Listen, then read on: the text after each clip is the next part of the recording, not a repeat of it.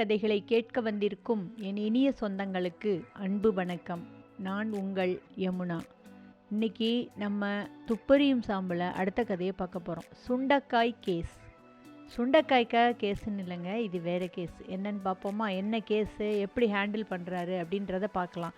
இவர் நம்ம ஃபஸ்ட்டு கதையில் ஆரம்பிக்கும் போதே சொல்லியிருக்கேன், இவர் ஒரு பேங்க்கில் வேலை பார்த்துட்டு இருந்தார், எல்லாட்டையும் திட்டு வாங்கிக்கிட்டே இருந்தார், முட்டாள்னு எல்லாரும் சொல்லிட்டு இருந்தாங்க அப்படின்லாம் பார்த்தோம் இல்லையா? அது என்ன பேங்க்கு? திரிபுராந்தகா பேங்க் அப்படின்னு. அந்த பேங்க்கு அதுதான் இப்போ கதையில் வரப்போகுது. சரிங்களா? இப்போ என்ன ஆகுதுன்னா, இவர் நிறைய கதையில் படிக்கிறாரு, டெலிஃபோன் தான் ரொம்ப முக்கியமானது இந்த துப்பறிகிறவங்களுக்கெல்லாம், அதான் ஒரு அந்தஸ்து, டெலிஃபோன் இருந்தா அப்படின்னு படிக்கிறாரு. அதனால் இவருக்கும் ஒரு ஆசை, சரி நம்மளும் ஒரு டெலிஃபோன் வாங்கி வைக்கணும். இந்த அந்த காலத்துலலாம் சினிமாலெல்லாம் பார்த்துருக்கீங்களா, சுற்றி கையை போடுவாங்க இல்லையா? அந்த மாதிரி அவர் அந்த ஒரு டெலிஃபோனை வாங்குறார். அவரும் வாங்கிடுறார். வாங்கி அவருடைய மேஜையிலையும் அந்த டெலிஃபோன் அலங்காரமாக உட்காந்துருக்கு. ஆனால் அலங்காரம் மட்டும் இல்லை, அவருக்கு யூஸ்ஃபுல்லாகவும் ஒரு நாள் அமையுது. எப்படின்னா, ஒரு நாள் டெலிஃபோன் மணி அடிக்குது, இவர் எடுத்து பேசுகிறாரு. ஹலோ அப்படின்னு பேசுகிறாரு. எனக்கு தெரியுதா அப்படின்னு கேட்குறாங்க. அந்த எதிர்முனையிலேருந்து கேட்குறாங்க. இவர் யாருன்னு தெரியலையே அப்படின்னு சொல்கிறாரு. என்னப்பா அப்படி மறந்துட்டு அதுக்குள்ளே அப்படின்னு கேட்குறாரு. என்னது, நீங்கள் யாருன்னு சொல்லுங்களேன் ப்ளீஸ் அப்படின்னு சொன்னோன்னே, நான் தான்யா பரமேஸ்வர முதலியார் பேசுகிறேன் அப்படின்னாராம். அப்படி இவருக்கு ஷாக் ஆகிடுறார். ஏன்னா இவர் வேலை பார்த்தார்ல அந்த திரிபுராந்தகா பேங்க், அதனுடைய டைரக்டர் இவர், அந்த பேங்க்கினுடைய டைரக்டர் இவர். சரியா? இவரும் அந்த மேனேஜர் மகரபூஷண ராவ்னு அவரும் 2 பேரும் சேர்ந்து அப்படி திட்டிருக்காங்க நம்ம சாம்புவை. நீ எதுக்குமே லாயக்கில்லை, அப்புறம் நீ முட்டாள், சரியான வடிகட்டின முட்டாள், உன்னெல்லாம் எவன்டா அந்த வேலைக்கு எடுத்தது அப்படிலாம் திட்டிருந்துருக்காங்க. அவரே நம்மளை கூப்பிட்டாரே, ஆச்சரியமாக இருக்கே அப்படின்னு சொல்லிட்டு, சார் தெரியுதுங்க சார், சொல்லுங்கள் சார் அப்படின்னு. உன்னால் ஒரு காரியம் ஆகணும்ப்பா அப்படின்னா. எதனால? அந்த ராவ் சாஹிப் வேதாந்தா இருக்கார்ல, அவர் என் ஃப்ரெண்டு, நீ கூட மாம்பழத்துக்கு அவங்க வீட்டுக்கு போயிட்டு வந்தியாமே, அவர் ரொம்ப ஃப்ரெண்டுப்பா, அவர் தான் உன்னைய பார்க்க சொன்னார் அப்படின்னோன்னா, இவருக்கு உடனே ஒரு மிடுக்கு, தன்னால் என்னை திட்டினீங்கல்ல இப்போ பார் அப்படின்னு சொல்லிட்டு மிடுக்கா, ஆமாம் சொல்லுங்கள் அப்படிங்கிறாரு. உடனே கொஞ்சம் பேங்க் வரைக்கும் வந்துட்டு போப்பா அப்படின்னு சொன்னோன்னே, சரி பேங்க்குக்கு நுழையிறாரு. உள்ளே நுழையிறாரு. இவர் தான் இந்த 1 இயருக்குள்ளே இவர் மாறிட்டார். இவர் மாறியிருக்காரு. ஆனால் அந்த திரிபுராந்தகா பேங்க்கில் யார் எக்ஸப்ட் மேனேஜரை தவிர வேறு யாருமே அங்கே மாறலை. டைப்பிஸ்ட்டு சுப்புனின்னு ஒருத்தர், அவர் எப்பவும் போல் தலையை நட்டுக்கிட்டு டைப் அடிச்சுக்கிட்டே இருந்தாராம். கேசவன் அப்படின்னு ஒருத்தர் கேஷியர், அவர் ஒரு ஓரமாக உட்காந்து தூங்கி விழிஞ்சிட்டு இருந்தாராம். இன்னும் ஒரு கிளர்க் ஒருத்தர், இப்படி ஒரு 3 பேர் இருந்தாங்க. புதுசாக ஒரு மேனேஜர் மட்டும் வந்திருக்காரு, ஒரு ஆஃபீஸ் பையன் ஒருத்தன், மணின்னு ஒருத்தன், அவனும். எல்லாருமே இவரை திட்டினவங்க தான். ஆனால் இவர் என்ன பண்ணுறாரு, யாரையுமே கண்டுக்கல, அப்படி ஜம்முன்னு மதிப்பாக உள்ளே போகிறாரு. அப்போ தான் நினைக்கிறாரு, யானைக்கு ஒரு காலம் வந்தால் பூனைக்கு ஒரு காலம் வரும்னு சொல்லுவாங்கள்ல, அப்படி சொன்னால் வாயில் லட்டை தூக்கி போடணும் அப்படின்னு நினச்சிக்கிட்டே உள்ளே போகிறாரு. போயிட்டு இவர் என்ன பண்ணுறாரு, மேனேஜர் இந்த டைரக்டர் இருக்கார் பாருங்கள், அவருடைய ரூமுக்குள்ளே போகிறதுக்கு அப்போல்லாம் ரொம்ப பயப்படுவார் இவர். இப்போ எவ்வளோ தைரியமாக போகிறோம், நம்மளை அந்த ஆளை கூப்பிட்டு அமைச்சிருக்கானே அப்படின்னு சொல்லிட்டு உள்ளே போகிறாரு. போனோன்னே இவர் உள்ளே நுழைஞ்சோன்னையே அந்த பரமேஸ்வர முதலியாரே எழுந்து இவரை கட்டி அணைச்சி கூப்பிட்டு போனாராம். அப்படியே இவருக்கு உடம்பே சிலிர்த்து போச்சு. ஆஹா, இப்படி ஒரு மரியாதையா நமக்கு அப்படின்னு நினச்சிட்டு போய் உக்காந்துக்கிறாரு. உட்காந்து பேசும்போது இவர் அப்படியே இந்த மேஜையை பார்க்குறாரு. டேபிள் மேலே எப்போவுமே ஒரு வெள்ளி பெட்டி, வெத்தலை பெட்டி வச்சுருப்பாராம்.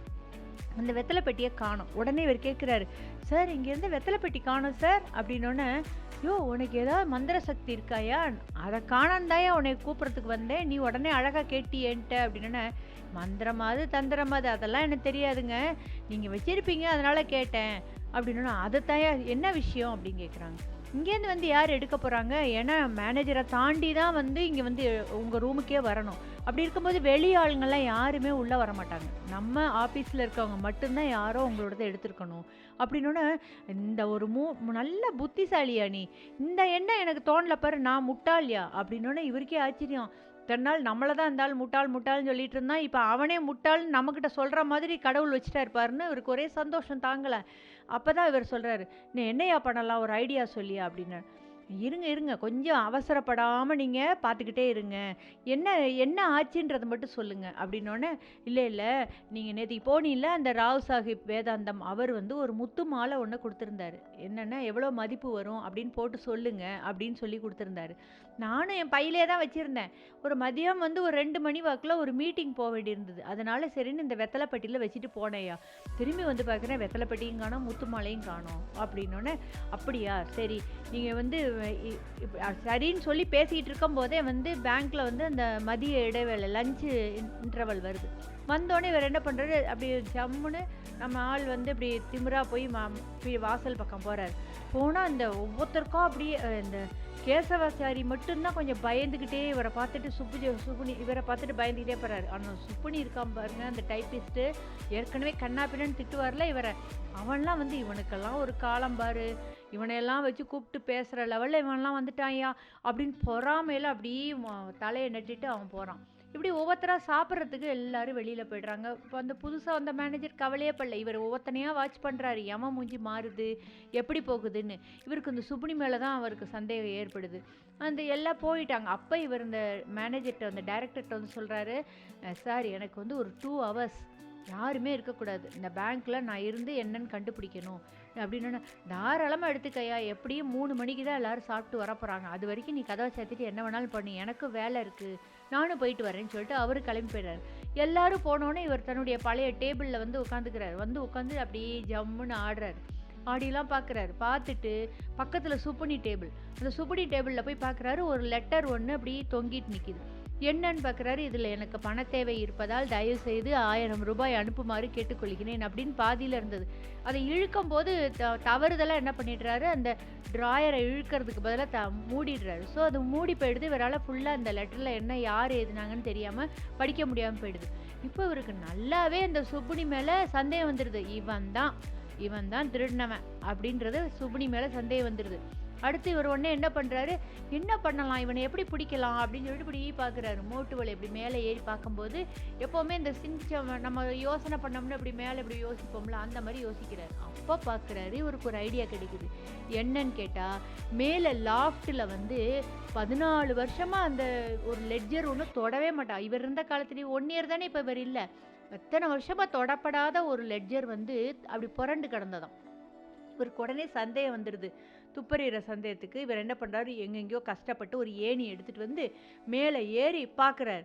பார்க்கும்போது என்ன ஆகுதுன்னா, ஸ்லிப் ஆகிடுது அந்த ஏணி வழுக்குனோடனே ஸ்லிப் ஆனோன்னே இவர் என்ன பண்ணுறாரு, தொங்கிட்டே அந்த ஏணிலேருந்து அப்படி பிடிச்சிக்கிட்டு இப்படி இந்த லாஃப்ட்டை பிடிச்சி தொங்கும்போது பார்க்குறாரு, இது ஒரு அந்த வெத்தலை பெட்டி வந்து அந்த மறைவிடமாக உள்ளுக்குள்ளே போய் மாட்டிகிட்ருக்கு. இவருக்கு ஒரே குஷி தாங்கலை. அவரோட தோள்பட்டையில் அடிபட்டுருச்சான். அப்படி இருந்து தாவி போய் அந்த வெத்தலை பெட்டி எடுத்துக்கிட்டு கீழே பொத்துன்னு குதிக்கிறாரு. குதிச்சோன்னே அவர் கால்லாம் சுளுக்கிக்குது. இருந்தாலே இவருக்கு ஒரு சந்தோஷம், நம்ம வந்ததுக்கு ஒரு வேலை இது கிடச்சி போச்சுடா அப்படின்னு சொல்லிட்டு, இனிமேல் திருடுறவன் அவன் மட்டும் நம்ம கண்டுபிடிக்கணும். அதான் உறுதியாக தெரிஞ்சு போச்சு, அந்த லெட்டர் சொல்லுது சுப்புடின்னு மேலே அவன் தான் எடுத்து போட்டிருப்பான், இந்த மாதிரி திருட்டுத்தனம்லாம் அவன் தான் பண்ணுவான் அப்படின்னு சொல்லி மனசில் வச்சுட்டு வந்து டைரக்டரோட ரூமில் வந்து உட்காந்துக்கிறாரு. சாயங்காலம் ஆச்சு. டைரக்டர் வராரு 5 மணிக்கு. "என்னையா, காயா பழமாயா?" அப்படின்றாரு. "காய் தான்." அப்படின்னு. "கிடைக்கலையா?" "கிடைச்சிருச்சு." அப்படின்னோடனே, "வெத்தலை பெட்டி கிடைச்சிருச்சு." அப்படின்னோடனே உடனே ஓடி வந்து அந்த சாம்புவை வந்து கட்டி பிடிச்சிக்கிறாரு. "எப்பா, எவ்வளோ பெரிய விஷயத்த பண்ணியிருக்கையா நீனு?" அப்படின்னோடனே, "அதெல்லாம் விடுங்க சார், இப்போ திருடினவனை கண்டுபிடிச்சிடலாம்ல."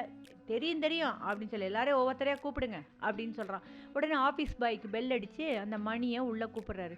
பயங்கர கடுப்பில் உட்காந்துருக்காரு. இந்த மூஞ்சியை நல்லா கடுன்னு வச்சுட்ருக்க உட்காந்துருக்காரு. எய்த்தாப்பில் யார் உட்காந்துருக்கா, நம்ம சாம்பு உட்காந்துருக்காரு. மணி உள்ளே வரான். மணி உள்ளே வந்தோடனே என்ன பண்ணுறான் பார்க்குறோம், பயங்கர கடுப்பில் இருக்காரு. ஐயோ, எனக்கு என்ன அனுச்சுன்னு தெரில, போச்சு மாட்டினான் அப்படின்னு சொல்லிட்டு இப்படி வரான்.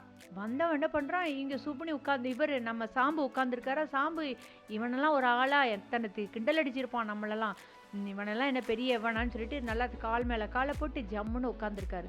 உட்காந்தோடனே ஒரு செகண்டில் என்ன ஆகிடுது, இந்த லாரியும் அப்படின்னு சொல்லும் போதே அந்த பையன் கடகடன்னு வந்து காலை பிடிக்கிறான். யார் காலை? சாம்பு காலை பிடிச்சிட்டு, "என்னை மன்னிச்சுக்கோங்க சாம்பு சார், நான் வந்து தெரியாமல் பண்ணிட்டேன் அப்படின்னு, இந்த மாதிரி என்னை வேலையை விட்டு தூக்க விடாமல் பார்த்துக்கோங்க சார்." அப்படின்னோடனே இவருக்கு ஆச்சரியம். உடனே இவர் சொல்கிறாரு, இந்த பரமேஸ்வர முதலியார் சொல்கிறாரு, ஓ என்னையா ஒரு ஆளை கூப்பிட்டோன்னே மறு செகண்டே வந்து விழுந்துட்டான், என்னையா பண்ண அப்படின்னு கேட்குறாரு. உடனே இந்த இவன் சொல்கிறான், அந்த மணி சொல்கிறான், சார் சார் நான் வந்து உங்கள் வெத்தலை டப்பாவில் வந்து பாக்கு எடுத்து எடுத்து சாப்பிடுவேன், அப்படி பாக்கு எடுத்துகிட்டு இருக்க நேரத்தில் வந்து நீங்கள் வந்துட்டீங்க, அது எங்கே மறைக்கிறதுன்னு தெரியல, அதனால் தூக்கி மேலே வச்சுட்டேன், எப்படி இருந்தாலும் நான் திரும்பி வைக்கலான் இருந்தேன், அதுக்குள்ளே இந்த கலையபரம் ஆயிடுச்சு சார், நான் அந்த பாக்கை தவிர உங்கள் இதுலேருந்து வேறு எதை எடுக்கிற எண்ணமும் எனக்கு இல்லைங்க சார், வெள்ளி டப்பாலாம் எடுக்கணுன்ற எண்ணம்லாம் எனக்கு இல்லைங்க சார், மன்னிச்சுக்கோங்க சார் மன்னிச்சுக்கோங்க சார்ன்ட்டு அழுகிறான். அழுதோடனே இவருக்கு ஆச்சரியமாக போயிடுது. ஆனால் அப்போ தான் இவர் அதே சமயம் அந்த சுப்புனி என்ன பண்ணுறான், அந்த லெட்டரை தூக்கிட்டு வந்து, சார் நீங்கள் கேட்டிங்களா ஒரு லெட்டர் காணோம்னு, இந்தாங்க இந்த லெட்டர் தான் அப்படின்னு சொல்லி கொடுக்குறான். இவருக்கு ரொம்ப வெக்கமாக போயிடுது. மனசுக்குள்ளே ஐயையோ நம்ம ஒரு நல்லவனை போய் நம்ம வந்து தப்பாக எடுத்துட்டோம், இவனை சந்தேகப்படுறவனை சந்தேகப்படாமல் விட்டுட்டோமே அப்படின்னு சொல்லி ரொம்ப வருத்தப்படுறாரு. ஆனால் என்ன ஆகுது, ஒரு 100 ரூபாய் செக்கு போட்டு உடனே அந்த பரமேஸ்வர முதலியார் எழுதி கொடுத்து, உனக்கு 1000 ரூபாய் கொடுத்தா கூட தகுயா, என் மானத்தை காப்பாற்றிட்ட அப்படின்னு சொல்லி சொன்னோடனே என்ன ஆகுது, இவர் உடனே அந்த வேதாந்தத்துக்கு ஃபோன் பண்ணி சொல்லிடுறாரு, அப்பா உன்னுடைய முத்து மாலை கிடச்சிருச்சு, இப்போயே வந்து வாங்கிக்கோங்க.